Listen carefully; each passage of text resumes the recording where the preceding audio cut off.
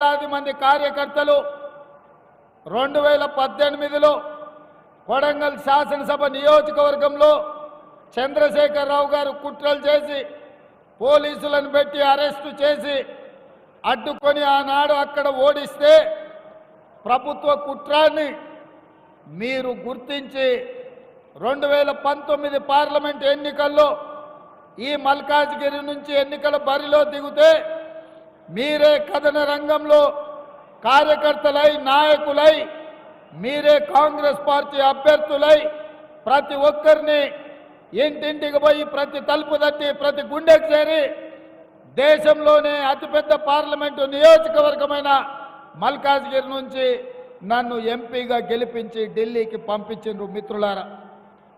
నేను ఎప్పటికీ మర్చిపోను మల్కాజ్గిరి పార్లమెంటును. ఆనాడు చాలా సమస్యల మీద కొట్లాడినాం.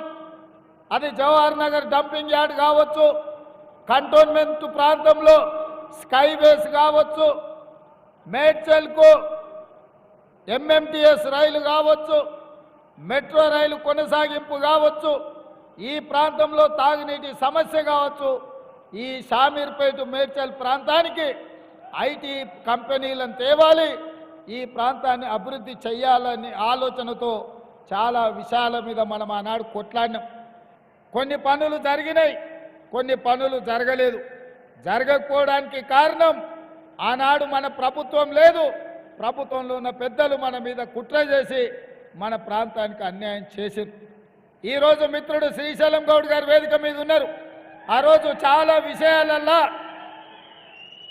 కుత్బుల్లాపూర్ నియోజకవర్గం కావచ్చు, కుక్కట్పల్లి కావచ్చు, కంటోన్మెంట్ కావచ్చు, మల్కాజ్గిరి కావచ్చు, ఎల్బీ నగర్ కావచ్చు, ఉప్పల్ కావచ్చు, ఈ మేడ్చల్ నియోజకవర్గం ఈ ప్రాంత అభివృద్ధి కోసం ఎన్నో రకాలుగా ప్రయత్నాలు చేసినాం.